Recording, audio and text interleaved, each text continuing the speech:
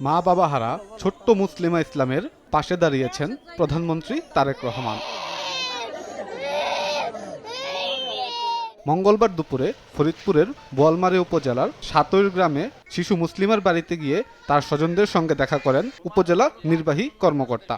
এ সময় তিনি প্রধানমন্ত্রীর কার্যালয়ের নির্দেশে এসেছেন জানিয়ে ওই শিশুর লালন পালনের সব ধরনের সহযোগিতার আশ্বাস দেন। পরে শিশুটি দাদা দিদির হাতে খেলনা, নগদ অর্থ ও খাদ্য সামগ্রী তুলে দেন। মাননীয় প্রধানমন্ত্রীর পক্ষে কিছু উপহার, আমরা এই যে শুকনো খাবার, বাচ্চার খাবার এবং ক্যাশ টাকা নিয়ে এসেছি। এটা আজকে ওনার অভিভাবকের হাতে দিলাম এবং একই সাথে এই বাচ্চা যেন আরও 10টি সাধারণ বাচ্চার মতোভাবে বড় হয়ে উঠতে পারে, স্বাভাবিক জীবনযাপন করতে পারে।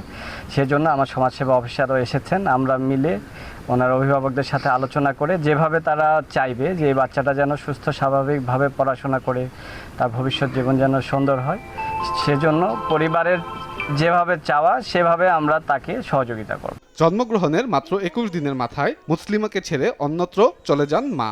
2 বছর পেরোতেই জনতার পিটুনিতে প্রাণ হারান বাবা। দাদা দাদি এখন 25 মাস বয়সী শিশু মুসলিমার শেষ আশ্রয়স্থল। সময় সংবাদ, ফরিদপুর।